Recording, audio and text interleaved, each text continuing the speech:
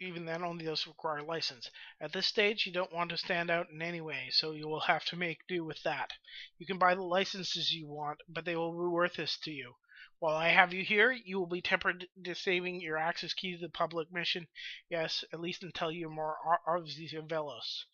You find yourself nodding helplessly and complying with her wishes without thought.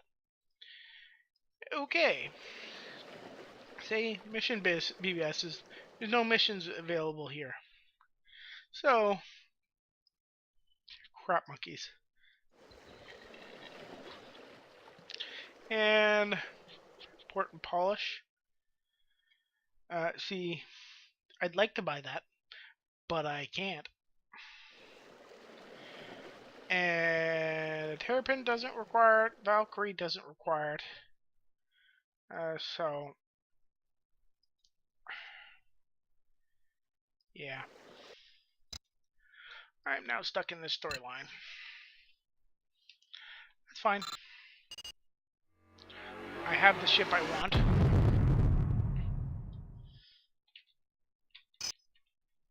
Okay, you're met by a solemn Lyrell when you land. I'm truly sorry, Wilkie Ainsworth, he tells you in the face of your anger, but I am too a slave, and one of the many rules we must abide by is to report all potential telepaths. But for you there is some hope. You aren't Vellos. There is a small chance that one day you may earn your freedom. In the meantime, we must endure our servitude together. Now, he says, if you are to be enslaved, you may as well learn a little about your capabilities. Suddenly you feel a warm pressure on the back of your mind. Can you feel that? Asks Lyrell. You nod.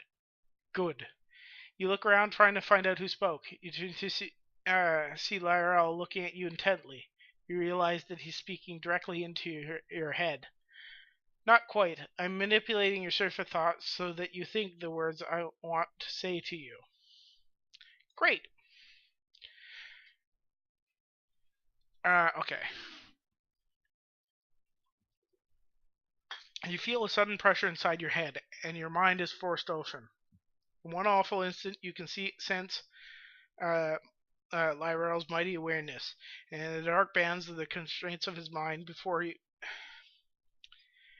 and the dark bands of the constraints on his mind before realizing that you can feel the very same bands on your own mind. In a sudden whirlwind of story, you can feel the intelligence of the people throughout the spaceport and beyond. Their emanations becoming less distinct the further away they are. You can even sense some of the physical attributes of the surrounding space, even as far away as a couple systems away. Looking back at Lyrell, you can almost feel a network of gossamer thin filaments radiating out from him to thousands of other glowing, telepathically aware intelligences spread throughout the galaxy. In a sudden whiff of insight, you realize that the Vellos have achieved a form of hive mind, where they can share each other's experiences and memories. Good. Now you can see the universe of the mind. Use it wisely, or you will spend all of your life twisting the hate out of their minds.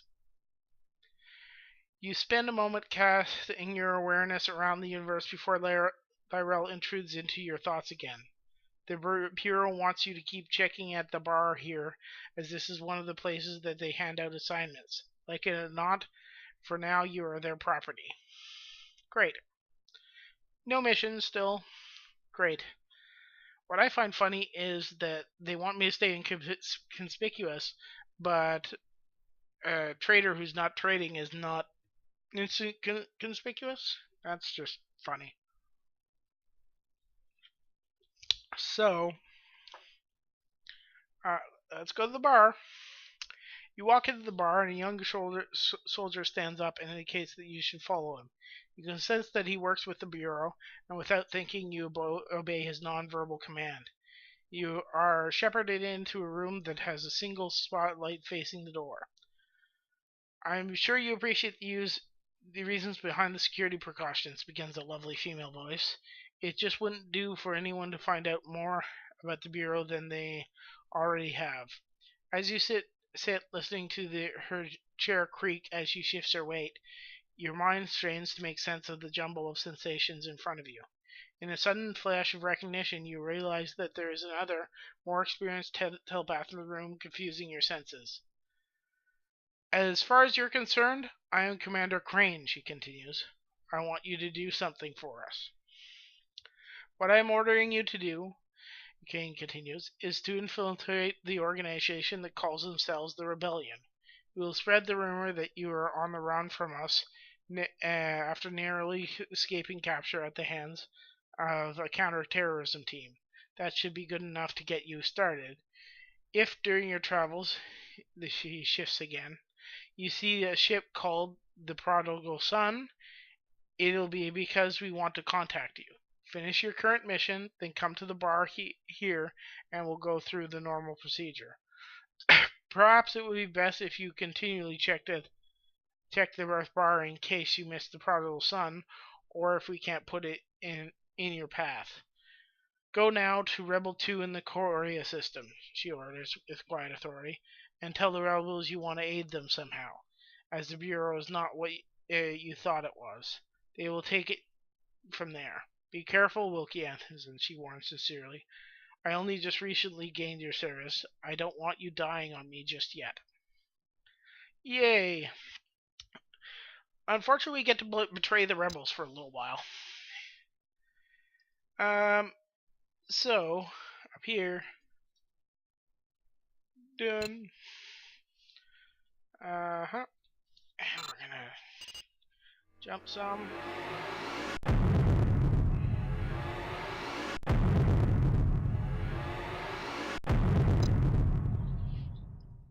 And that's where we're going.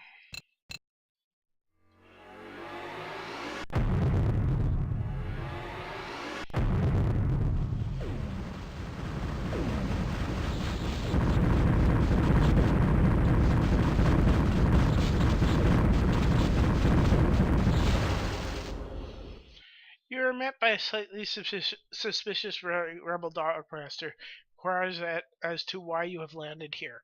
You explain that you feel obliged to do something for the rebellion, seeing as they are fighting the Bureau. You tell him what you have learned of the Bureau does not fit with your ideals for the Empire, for the Federation, and you are a man of action and cannot just sit by and let them continue on their merry way.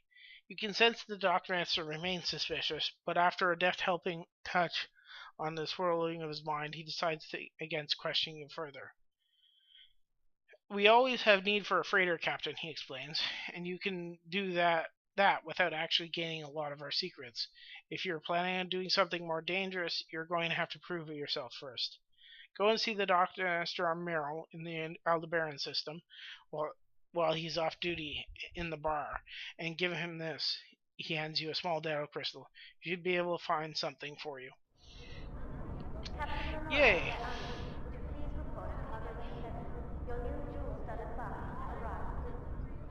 And I probably can't buy any of these things,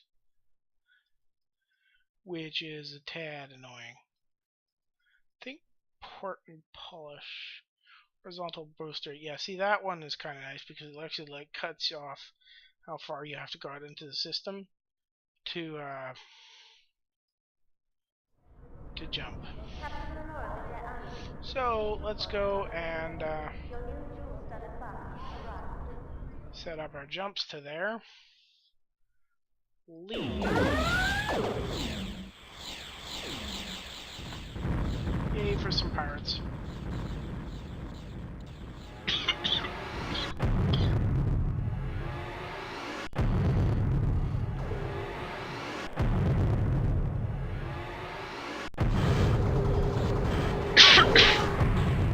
Had the time and the so I think Merrill is this one.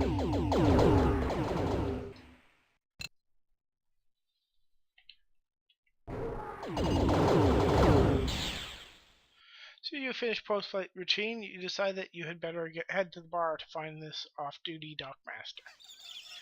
Arr. You ask the barmaid to point out the off-duty dockmaster, and she points out a stocky fellow enjoying a quiet drink. He looks up as your shadow falls across his table. What can I do for you? He asks politely.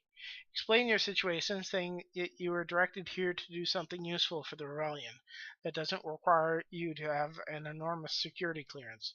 He looks at you and runs his hand through his graying hair.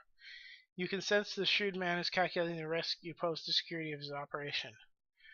Well, we could use some help getting foodstuffs onto the planet, he muses. He goes on to explain. Bureau is trying to starve us out of the Federation, and people's belts are starting to look a little tighter. Are you willing to become a freight courier? You realize that you have no choice but to accept. So, okay. All right then, he says, squaring his shoulder. If you could go to Las Vegas in the Vegas system and pick up 10 tons of food and bring it back here, it would be much appreciated. Ask for Jay when you return. I'll make sure it gets delivered to the right people. When you're on Las Vegas, make sure you get your produce from the guy named Burton. He's willing to sell his food to people he hasn't seen before, so he's your man. You thank him sincerely, but he merely eyes you askance, and after observing his mind for a moment, you sense that he doesn't like having his off-duty hours interrupted. Next time he warns picking up his drink, don't bring everyday business to the bar. I like my time off. You nod and head your head and start heading back to the beloved Wanderlust, leaving Jay to savor the rest of his drink in peace. Yay! Mission BBS nothing. Shipyard. I don't want any of that anyway. So, Vega. Note, because I have the part of the bureau, I have access to some these systems now.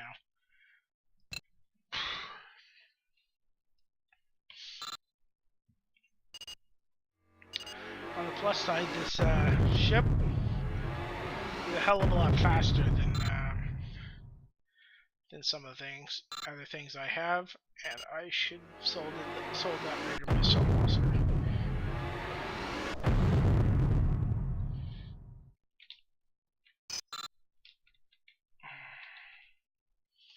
As soon as you land, you're looking for this Burton guy. Surprisingly, he's not hard to find.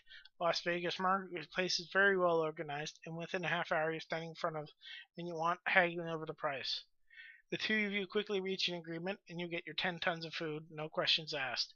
He even gets one of his men to give you a hand loading stuff onto your ship. You casually cast your senses around your local area to ensure that none of the Federation authorities are paying you any obvious attention. Once you're satisfied, you begin running through the pre-flight checklist before heading off planet. Recharger, I don't need any of that. I could do stellar grenades, but I want to sell that rocket launcher. It's annoying having that. Okay, so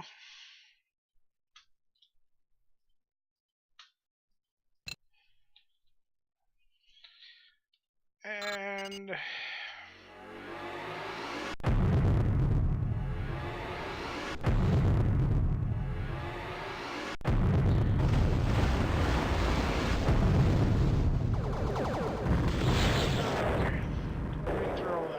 painful.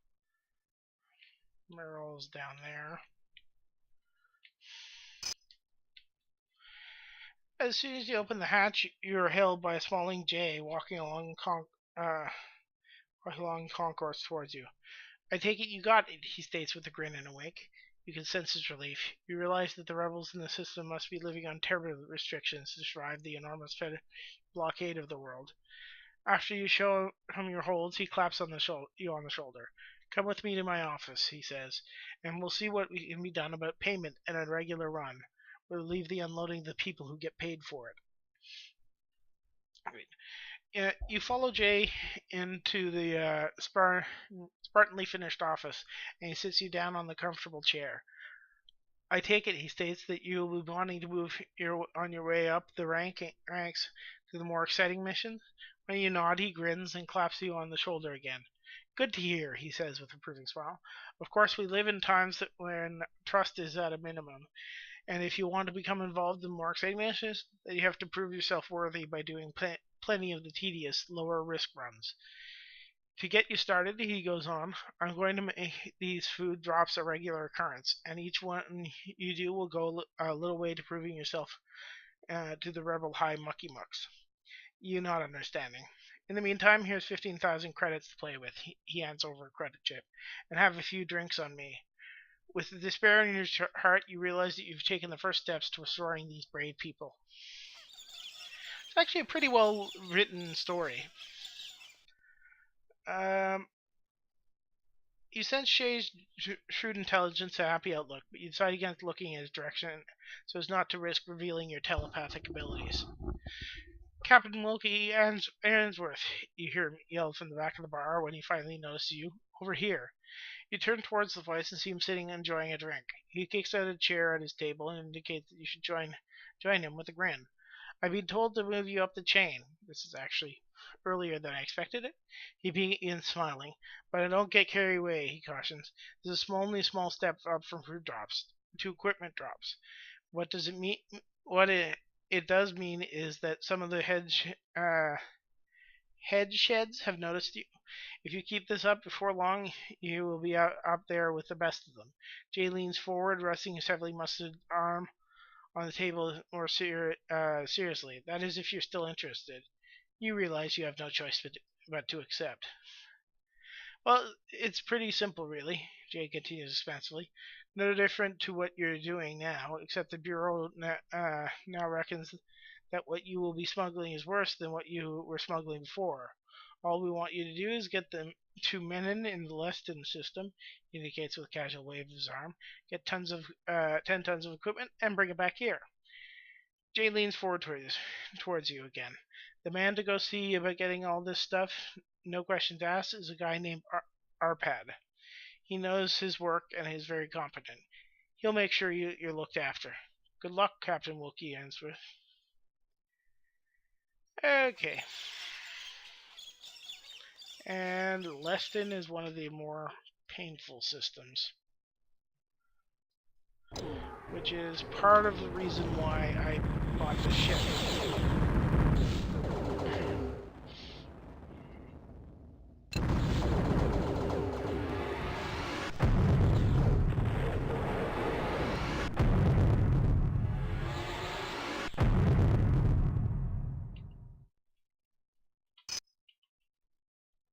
As soon as you land, you go looking for this Arpad guy. He is a lot harder to find than the Burton was on Las Vegas, as the man in Marketplace is not nearly as well organized. However, with the help of your telepathic abilities, after just over an hour of searching, you're standing in front of the man you want, haggling over the price. The two of you quickly reach an agreement, and you get your 10 tons of equipment, no questions asked. He even gets a couple of his men to give you a hand loading the stuff onto your ship. Once again, you casually cast your awareness around the area to ensure that none of the Federation authorities are paying you any obvious attention before running through the quick pre-flight checklist and heading off planet. Remember correctly, this is the, no it isn't really. Oh well. That's done.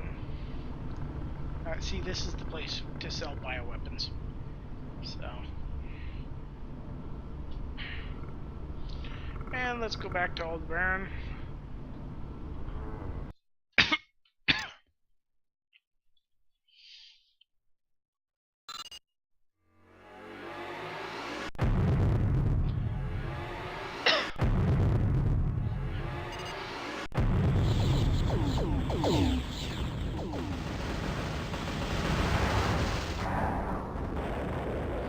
That wasn't very smooth. As soon as you open the hatch, you're hailed by a smiling Jay walking along the concourse towards you. I take it you got what we wanted, he states with a grin and a wink. Once again, you can said a genuine relief at seeing you again. Rebels on this planet must really be struggling. To satisfy his curiosity, you bring him aboard and show him that your holds, and he clasps the shoulders. Excellent work, he says. Come with me to my office, and we'll see what can be done about it. Sorry. what can be done about payment and another regular run. There's enough people around here who get paid to do unloading. Why don't we leave it to them, or them to it? Once again, you follow Jay into his spartanly furnished office. It looks to me, he states with a mischievous grin, as though the people in charge of this are starting to look your way. He claps you on the shoulder again, and you observe the growing affection that he is feeling towards you. Well, you're on your way, he says with a brewery smile. Of course, it will take some time, and things won't happen overnight, but I think that you have begun your long journey to the top. Keep putting in the hard yards, and you should get there. To help you out, he goes on, I'm going to clear you to receive these equipment drops from the mission BBS so that you can clock up a few more brownie points. You nod, understanding that your willingness to do this sort of grunt work will go a long way towards impressing the people in charge of your loyalty. In the meantime, here's a whopping 25,000 credits to play with. He hands over the credit chip. Have a few drinks on me. Okay,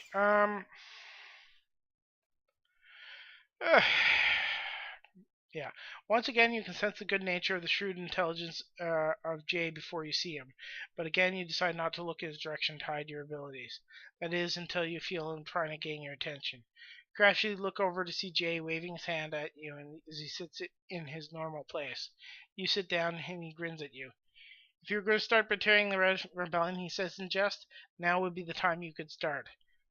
You quickly probe his mind, and you sense that his comment is just an attempt at humor. The head sheds have decided to move you up a little further. They want you to go and pick up a rebel informant who believes that she has been compromised. Are you in, or do you need a little more time to prepare? Once again, you realize you have no choice but to accept. In reality, the mission is fairly simple. Not too different from the cargo missions you've been doing, except that you will be picking up a passenger rather than freight. The young lady in question, whose name is Anna, lives on notice in the Nadir system. He tells you seriously. Make sure you aren't spotted on the way out, as the Bureau would really like it if they stumbled onto a rebel extraction. Jay leads forwards to emphasize the next point, and you can sense the urgency behind his words. The rebellion prides itself on looking after its people when it can. Other leaders have made a vow Our leaders have made a vow to extract any agent in trouble, if it's possible, without further compromising security. It is one of the things that allows the rebellion to employ so many people. Otherwise, many would simply not pluck up the courage to join, and we would be struggling even more than we are. Good luck, Captain Wilkie Ainsworth, he tells you. You may need it. So, where am I going? There. He's over there. This is why I bought a afterburner. Gets me out of there quickly. Albeit it uses up fuel, but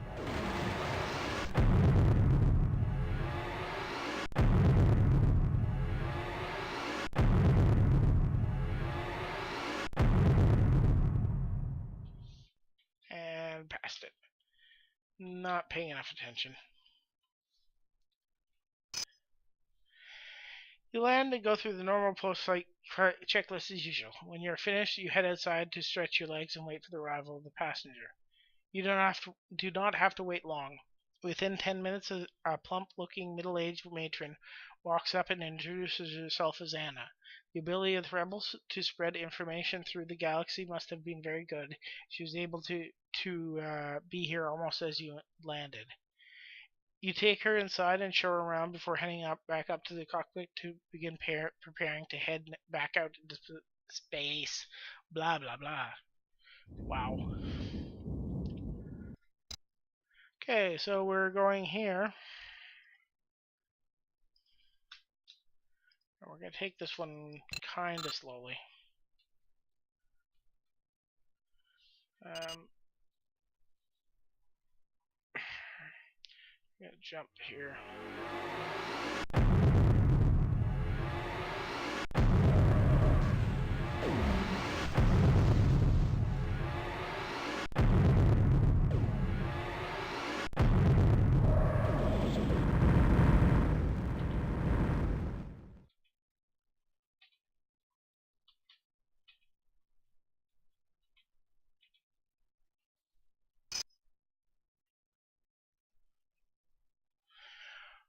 Over the course of your journey, you learn that Anna is really only an informant. She only relays information regarding Federation and Bureau activities on to other members of her cell network. You are a little impressed at the way the rebels have set up their informants. If any one person was turned, they could only ever incriminate a maximum of 3 others. And even then, unless they acted within 2 days, they could not even do that. Anna thanks you for helping her out as she leaves, and you watch her walking away. You realize that you never did find out the story behind her removal, but then you doubt that she would have told you. She didn't seem like the blabbing type. You look over the muscular figure of Jay walking towards you. You did good out there, he states seriously. Come to my office. I have someone I want you to meet. You walk in to see a vaguely familiar figure with short hair and a military bearing. Allow me to introduce myself, the man says easily, reaching forward to shake your hand. My name is Cade Smart, retired general. You realize that you're talking to one of the founding members of the rebellion. You remember vaguely that General Cade Sundown Smart, as he was called, took command of the Federation's forces when the Aurorans had wiped out whole fleets of the Federation Navy under incompetent command of his predecessor. His brilliance kept the Federation alive at a time when its destruction looked a virtual certainty. I want you to know that we have been following your career carefully, General Smart continues, and I want to pass on my appreciation for what you are doing. We are truly grateful for your efforts. Jay tells me that he is going to make similar missions available to you through the mission BBS, and I can think of no one better for the job. Thank you, Captain Wilkie Ainsworth. Okay, leave. Now, if I'm not mistaken,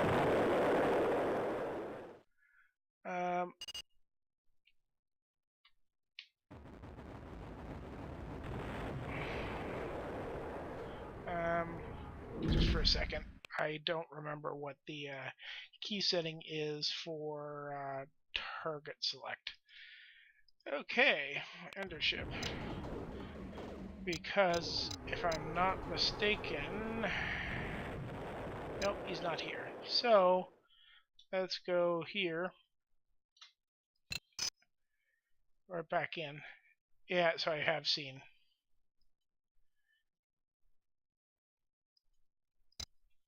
Okay.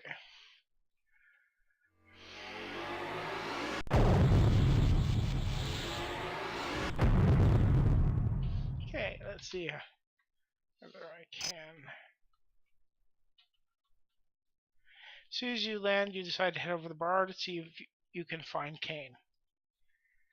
You feel a familiar tap on your shoulder as you see a young soldier who informs you that you have to go to New England in the Wolf 359 system.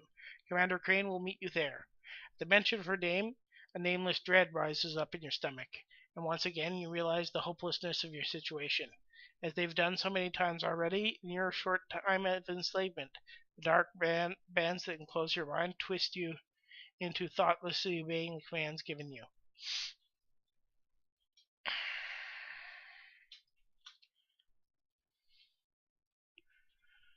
Okay,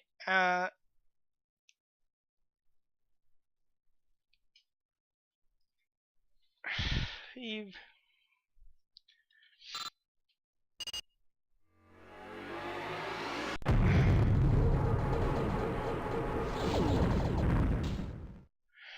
You are taken to a dark room by a dock worker who refuses to be drawn into conversation.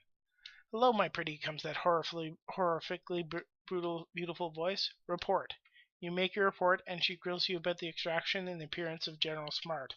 With the enslavement device attached to the nape of your neck, you have no hope of resisting her questioning. Good, the voice decides finally. You have done well. Now we must start using your position to the best advantage. From here on, she commands, I want you to bring any rebels you pick up here, and we will do a quick body switch so we can start planting a few agents among their network.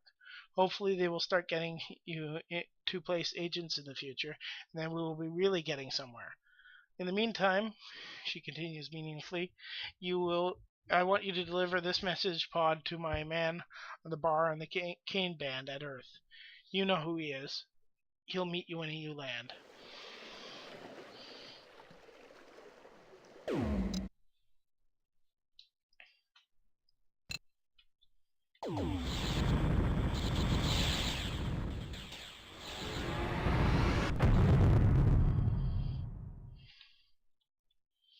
I have no interest in getting into that right now.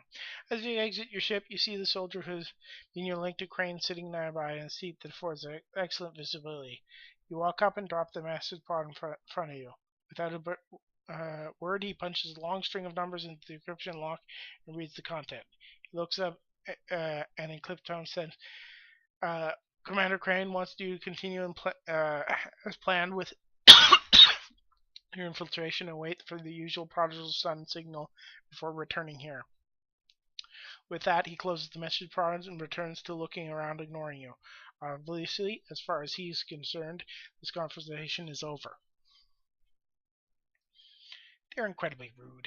So you head back to your beloved Wanderlust. You wonder how you can live with yourself doing what you're doing to these brave rebels.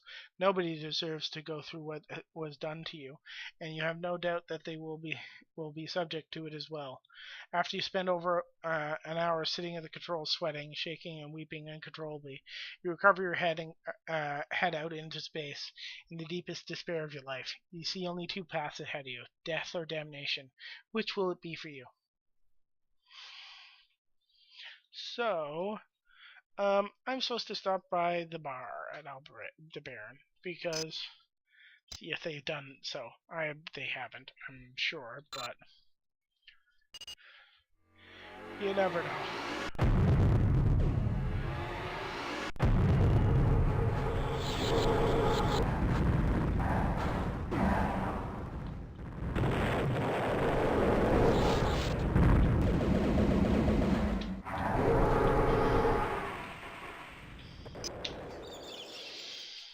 Okay, bar.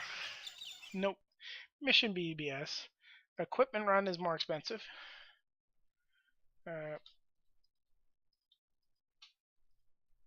Accept that.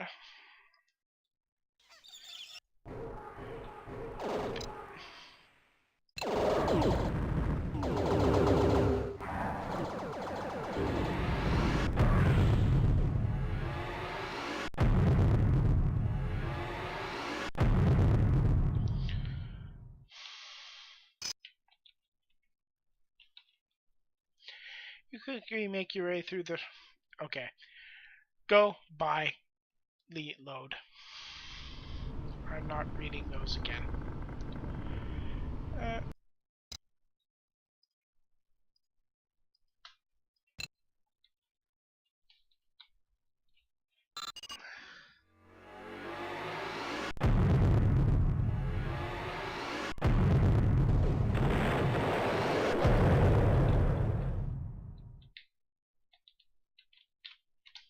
See, this is way too fast in this mode, but...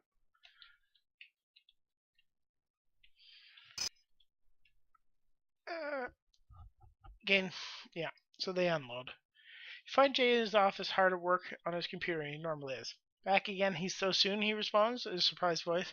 Response to your knocking. Good work. It's good to see someone who's prepared to do a little extra of the cause. And given the way things are going, we're certainly going to need every little bit of what you just brought in. He fumbles around inside the drawers of the desk, pulling out a slightly dirty credit chip. I believe this is what you're looking for. Keep checking the BBS. We won't be long until we're needing your services again.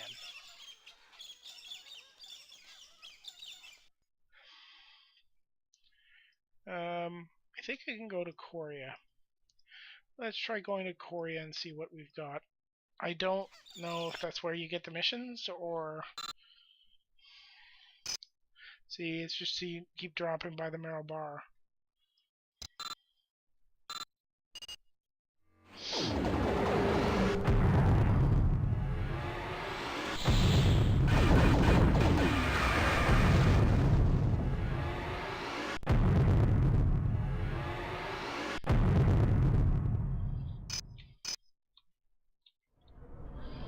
Okay.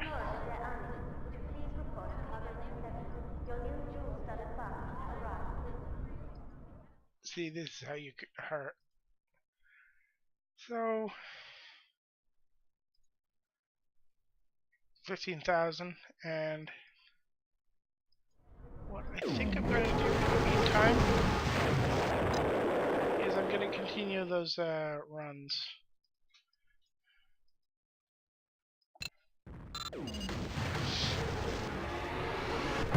Because they're more lucrative than the other.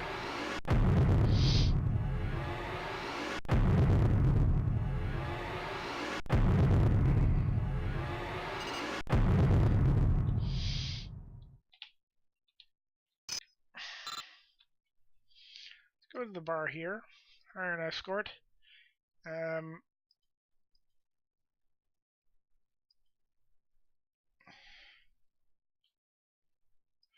Use.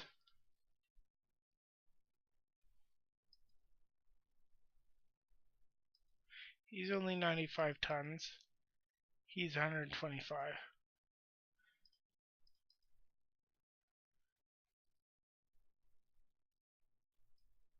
C.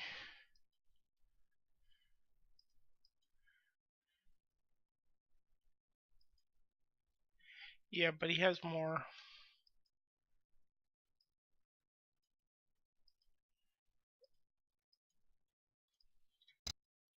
I'm going to Formhall.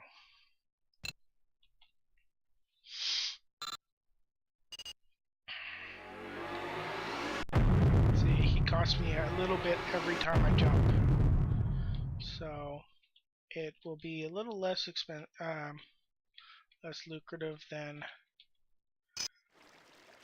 Trade Center. I5. No. Sell food. 58, yeah, I can do that. It doesn't cost me that much per jump.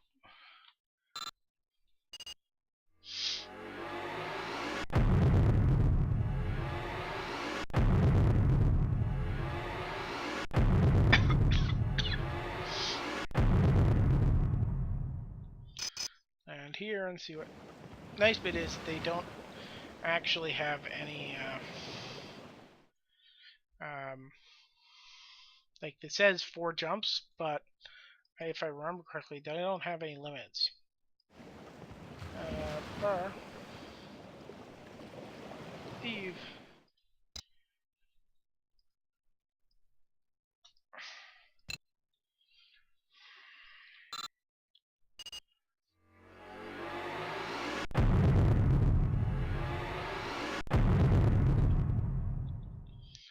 And we land again.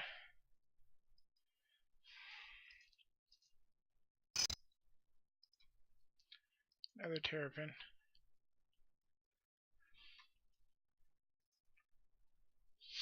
No, I don't think I have enough to do that right now.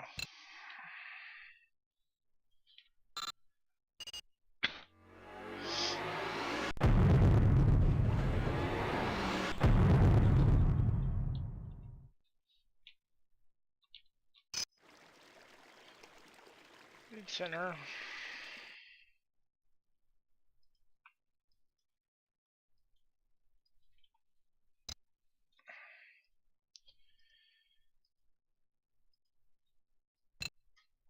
Yeah, I need to make a couple more runs before I get a thing.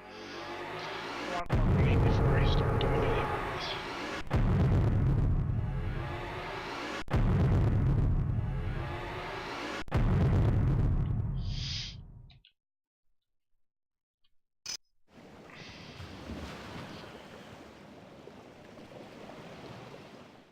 And this is how you trade without a big ship. D, there's no missions though. There's no escorts.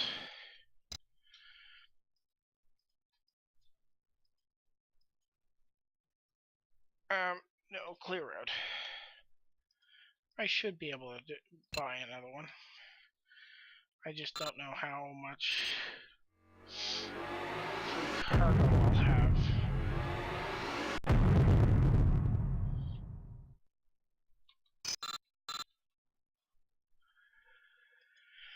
Oh, outfitter first. There is a radar missile. Oh, crap. Okay, I didn't realize I had that much free tonnage. Because what I want, I'll deal with that later. Done.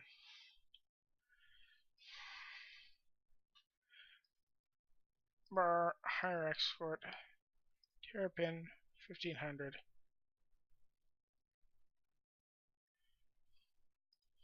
And he has 125 as well. Higher escort. Okay, and I now have 2 terrapins. 2 cargo ships with me.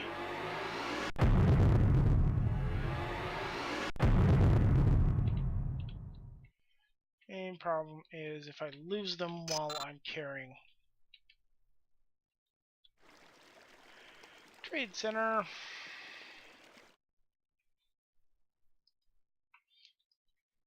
Yeah, I have enough. And this is the fastest way to do it. By the looks of it, I should have done this when I was doing the others.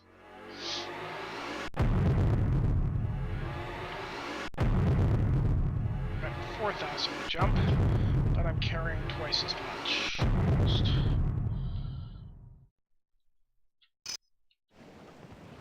Trade center. 448.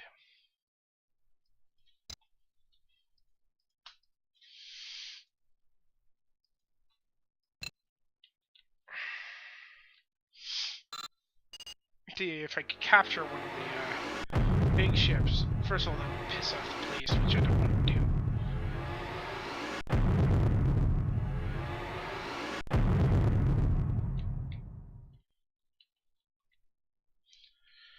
It would be free cargo.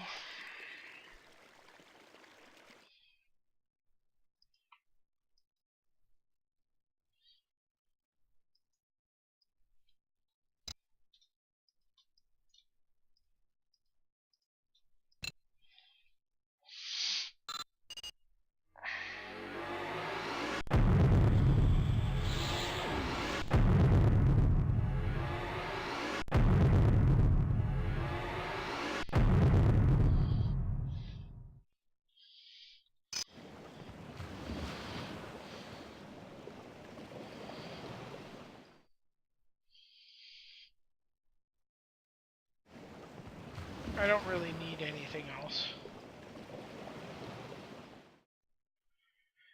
And I need to key settings. Okay.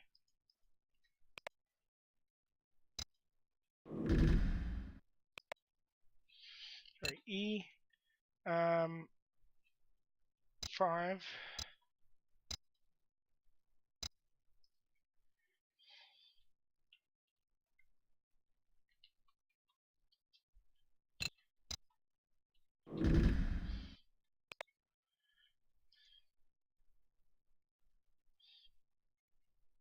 I think it's recall that lets them go. E, C.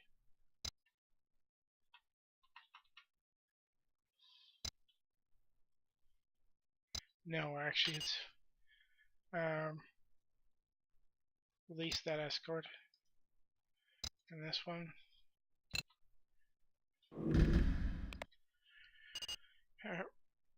Release this escort. See, I made my 500,000. I'm okay with that. I really don't need to.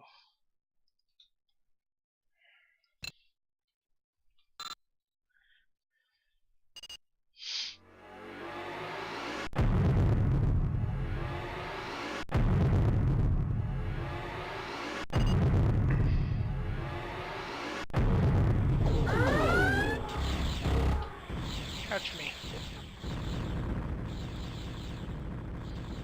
What you do is you go well out of the center.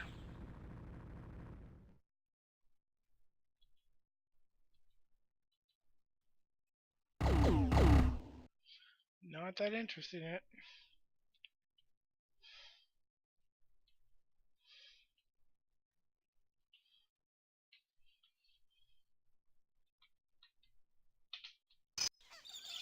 There we go.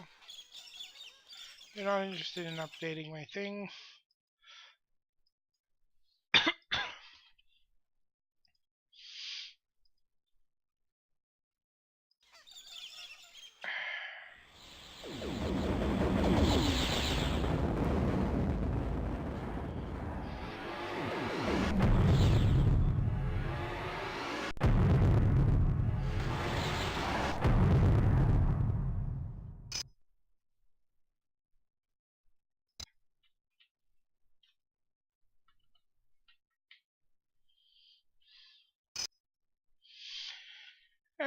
Pick up hardware.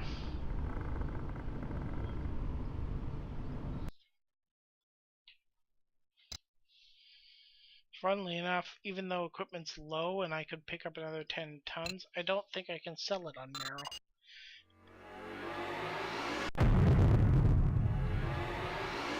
So I couldn't technically do any other trading of the same sort.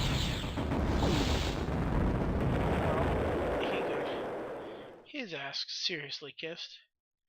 There's an association of free traders. You don't piss them off.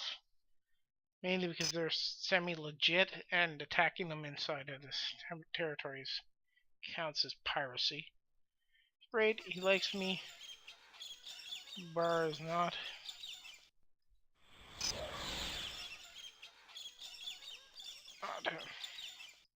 Oh, rescue rebel. As reported, he's distracting. That's what I want. Leave. That's my next mission. Go to Vega.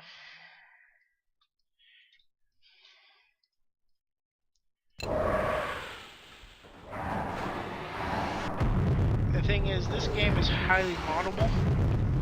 So, in its day, it had lots of modding, a large modding scene. There's even, I think, a full Star Wars conversion for this.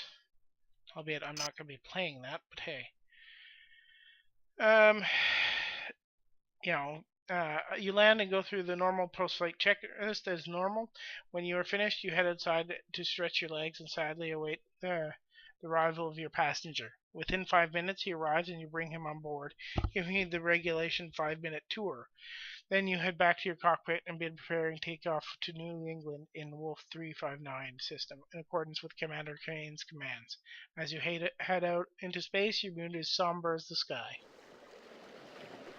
What was I doing? Oh yeah, I was gonna get this. 4? I know. Battery pack, I want these for later. They're really... It's really kind of useful. Done. Recharge. And it's just my ship can now do 9 jumps. Okay, 1, 2, 3.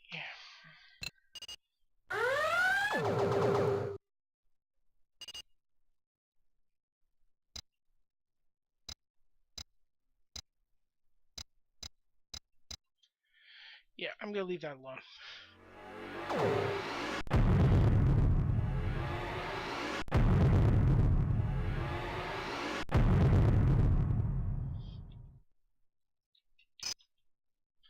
Your passenger exits straight into the arms of the waiting bureau investigators. He looks confused a second before going red and turning on you enraged. He nudged only before being restrained by the pickup team. You're going to pay for this, Rebel Agent yells with impotent fury, as you watch on sadly, wishing you could will yourself to help him. One of the men restraining the rebel clubs him over the head with a short baton, and he slumps unconscious. Good thinking, nods the leader, and the man is dragged away. She turns to you. We will have a replacement for you and to take back to the rebels in a few hours. Meet us in the bar. As you sit in the bar enjoying a quiet drink, you sense the approach of a man with the distinct mind of someone who's been recently trained as a bureau agent. When you look up, you are startled to see a man who appears to be the rebel agent you just brought in casually walk into the bar. You quickly realize that he's just a bureau agent surgically modified to look like the person you captured. He spots you and comes over. "You're Wilkie Ainsworth, captain of the Wanderlust?" he asks, and you nod slowly. "I believe that you're supposed to take me to Merrill in the Aldebaran system. I'm ready to go when you are." In despair, you stand up, leaving the rest of your drink unfinished, and both of you head towards the ship. I don't think there's anything in here. I can't get the port and polish. I don't have any space for anything else anyway either, so... yep. Let's go to Aldebaran.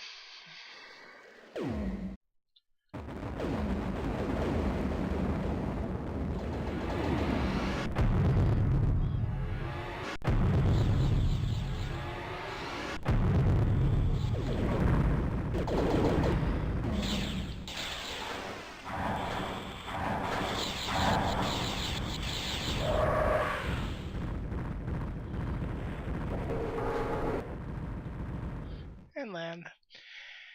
Your passengers thanks you for helping me out as he leaves, but you cannot help but wish that you had never met the man.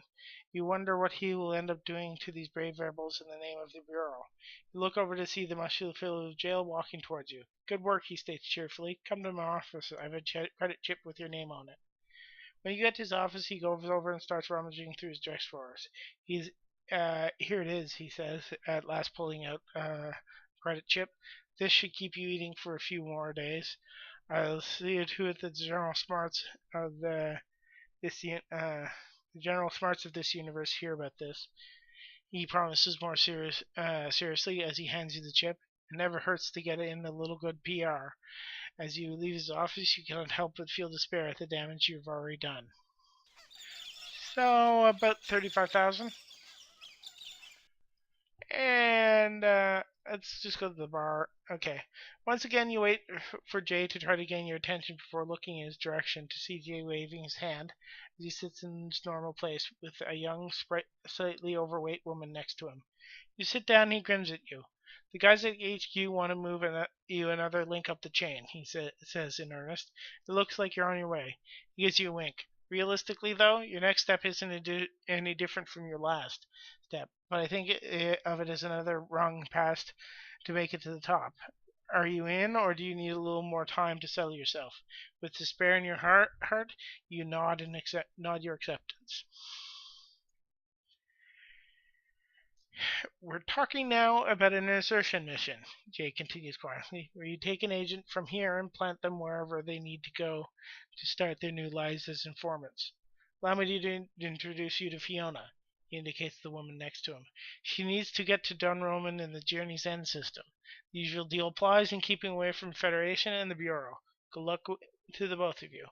You nod without thinking, knowing that this brave young lady is about to gain first-hand knowledge of the depravities of the Bureau.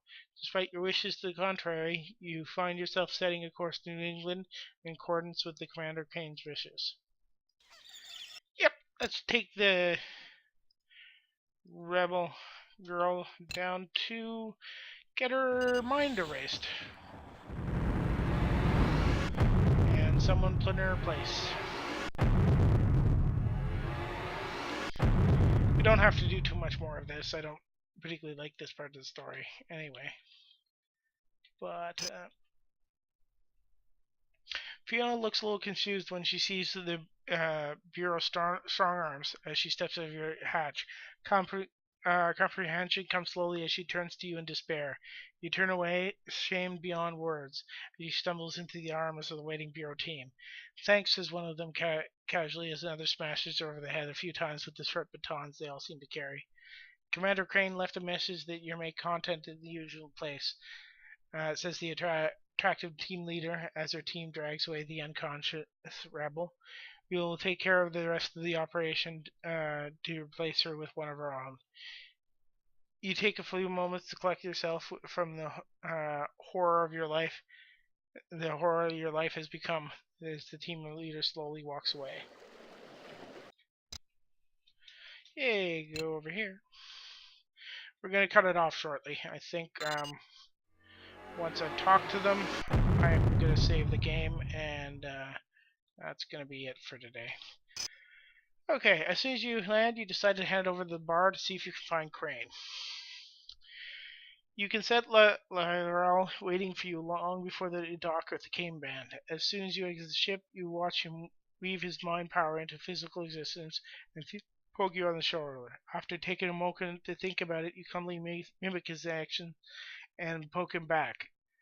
Good. Now you're a T4. You are a small step closer to feeling your way out of the you're out of bondage. But right now, we have something important to discuss. Filarian has been ordered to tell you the rules, so I am telling you, go see him on Wolf 359. Move to the sidewalk bench where Lyral is sitting and sit down next to him before responding that you have received no such orders. Suddenly you feel an enormous pressure on your mind that faces you into the seat. You may be powerful one day, but I have my orders and you will obey them because you have no choice. Now go. As you walk away, shaken, you realize that Lyrel was only responding according to his orders, and that if he had wanted to hurt you, there would have been a little precious little that you could have done about it. He just wants you to do what has to be done to preserve the status quo for the time being. You sense that he has hopes that you might somehow help him and his people to overcome the bonds of slavery. But that for the moment's survival is the key.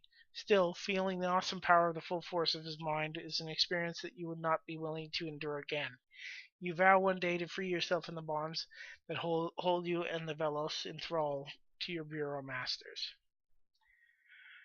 Okay, ladies and gentlemen, I am going to go here and say this is the end of the stream. Again, no one on the stream, but that's okay. Maybe some people will watch the replays of this. I plan on doing Minecraft on Tuesdays and something along the lines of this on Thursdays. So if anyone who's watching this wants to come back, it's going to be about 8 or 9 on each of those days, and I might occasionally stream something else on Saturdays. Maybe Minecraft, maybe something else I feel like, maybe some puzzle games. We'll see. Something to truly frustrate me. I do have a plan on playing some Crimson Land to unwind before some streams, and that will probably let the streams run a little bit longer. But for now, that's it for tonight. Have yourselves a good day.